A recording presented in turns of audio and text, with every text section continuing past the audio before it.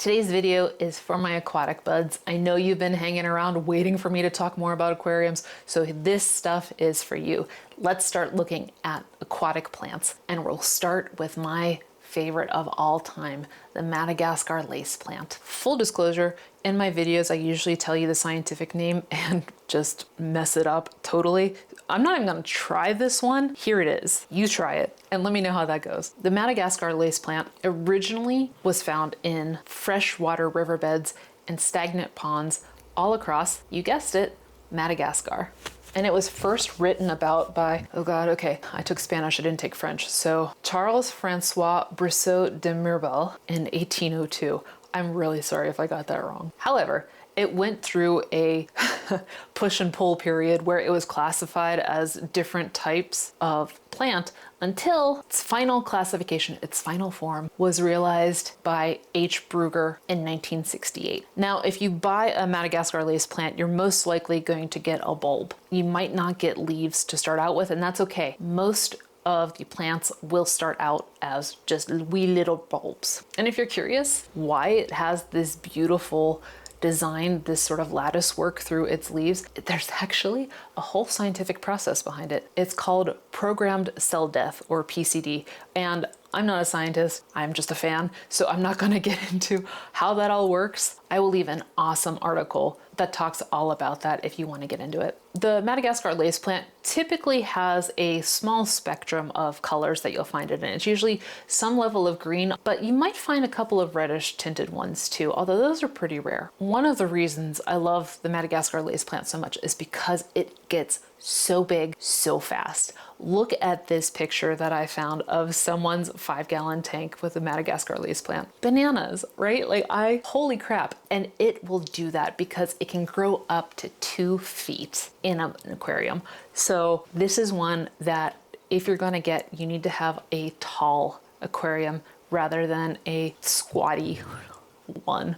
So let's talk about the needs of the Madagascar lace plant. First, tank size. You need a minimum of 30 gallons. And again, that's because you need the height, less so the width, because this plant will grow to fit its space. So you want that space to be as big as possible if you want a really good show-stopping plant. Placement, you're probably gonna wanna put it in the back, or you can put it in the middle if you don't have a lot of carpeting plants or things like that around. If this is gonna be like a main centerpiece feature, you can put it towards the middle, but most likely you're gonna wanna put it towards the back just because it can overwhelm plants that it arches over with its leaves. It is a pretty chill plant. I have seen people saying their lace plant does well in a low-tech tank, but if you really want it to flourish, you're gonna wanna put it on a light cycle of about 12 hours.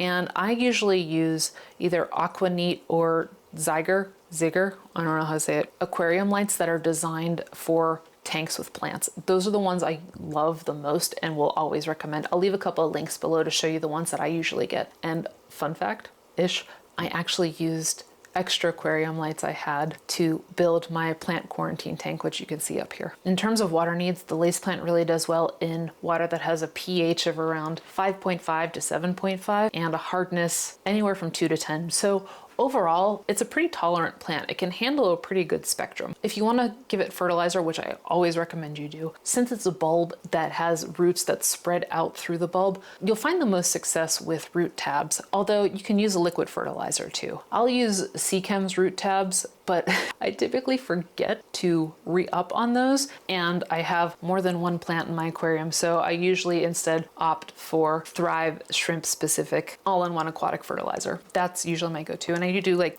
2 or 3 squirts every few weeks. The Madagascar lace plant does not require CO2, but it's nice to have. I don't have it because I have ADHD and there's no way I'm keeping up with that. But if you're someone who can give a lot of dedication and effort into creating a tank that has positive CO2 levels, it's probably gonna make the plant happier. Substrate requirements, again, since it's a bulb, you're gonna need something that can anchor that bulb, especially because you don't want to fully bury it.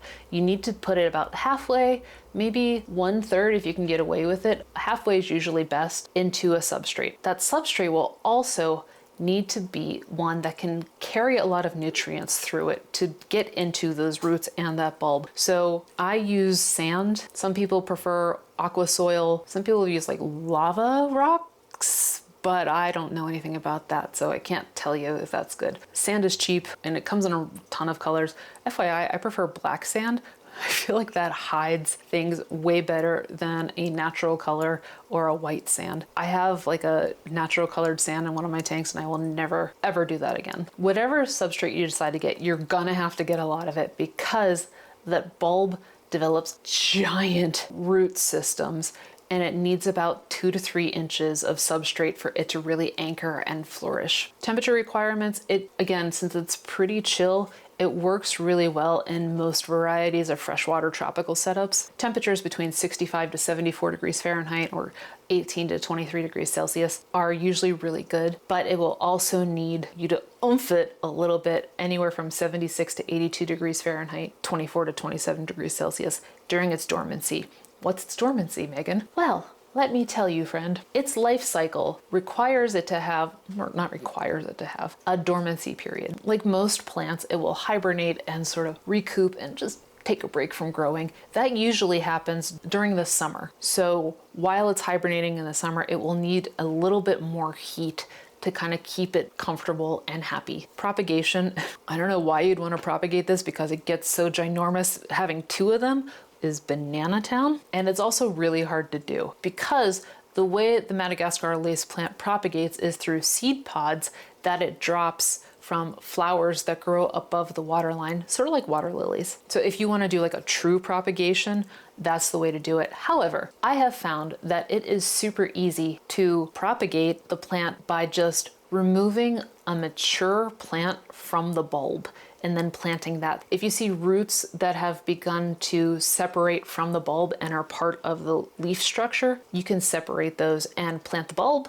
and plant the plant, and you will most likely get 2. It depends on the age of the bulb, honestly, but knock on wood, I've never had a problem doing that. And again, I know I just said, like, why would you want to propagate this?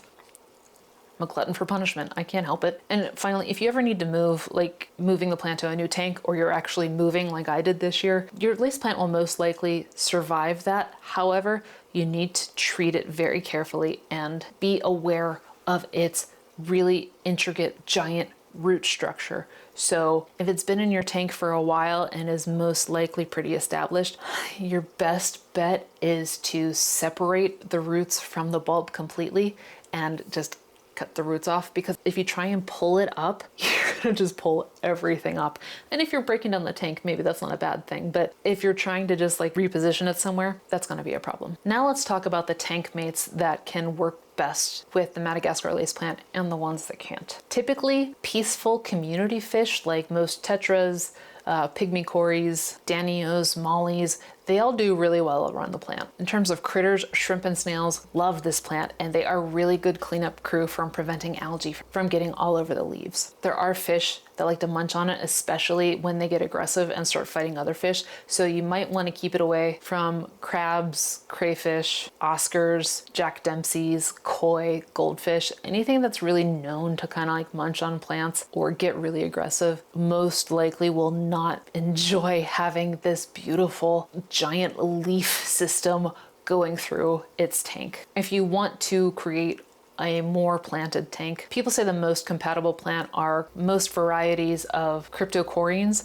but I've had really good luck with most plants I've put in there that haven't been centerpiece plants. So Java ferns, Anubias, carpeting plants, most of them have done really well. I've kept my tiger lotus collection in separate tanks because I feel like they would compete too much, especially since they both have really intricate root structures. So if you want to have a more well-rounded ecosystem, multiple plant tanks with your Madagascar lace, my best tip for you is to keep it to plants that won't compete for nutrients or light the way the Madagascar lace plant will grow. So ones that, you know, are either like carpeting or front to middle plants are the best bet for you. Now let's talk about problems you might have with the Madagascar lace. If you don't have its typical lace pattern on the leaves, that's actually okay. Most likely that means that you have a baby plant. The first 1 to 3 leaves that it produces are not going to have those cutouts because it needs to really hit the ground running as it's beginning its first growth spurt. So it needs as much photosynthesis and nutrients as possible. When it has all those holes through it, that leaves a lot of holes for it to not thrive. So if you have pretty solid-ish leaves on your new plant, that's totally normal. Don't worry about it. If your plant won't grow and you're totally confused because everyone tells you how ginormous this thing gets and yours is not, there's a couple of questions to ask yourself. What time of year is it? It might be that dormancy period that happens in summer. What's your fertilizer routine? Are you fertilizing it? Do you need to replace a root tab? Something like that. If those don't answer the problem, then you might want to consider adding CO2 to your tank to give it that extra oomph, and inspect the bulb. Like terrestrial plants, these bulbs can develop root rot really easily. So if you're having growth troubles or you're noticing it's shedding a lot of leaves, like to the point that it's sort of uncomfortable, inspect the bulb and make sure that there's no rot on it. If there is, sterilize your cutting tool and cut that off, and then let it recover before you start tossing more fertilizer or things at it. We'll get into that in another video actually, because I think that requires a little bit more research on my part before I can start recommending how to fix that. On the other hand, what if your problem is it's growing too much? Yeah. That's what it does. If you feel like it is overtaking your tank, you can cull it, trim off a couple of leaves that are taller, and then hopefully that will create new leaf growth that is smaller. But this is one of those things that you gotta accept, that this plant is meant to grow as big as it possibly can. And if you can't find a way to accommodate that, this just might not be the plant for you. And lastly, if you're noticing algae, which is a problem I have in my tanks that have the lace plant, these ones are susceptible to growing algae on the leaves because of their need for an intense, long 12-hour light cycle. If you want to try and combat the algae growth, there are a couple of things you can do. Clean the leaves every time you do a water change. Get some algae-eating buddies in the tank that will do some cleanup crew work for you, like shrimp and snails. You can also consider, if it's possible, if you have a hang-on back filter, consider moving your filter closer to the plant so that there's more flow around the leaves, which will prevent the algae from growing on it. There you go. That is one of my most favorite plants, the Madagascar lace plant. But that's not all. I mentioned my tiger lotus, and that is probably like 1.5 on my list of favorite plants. Madagascar lace, tiger lotus is really close. So let's jump into this video next, where we get into the tiger lotus and I show you all of the colors because they are so cool. I'll see you over there.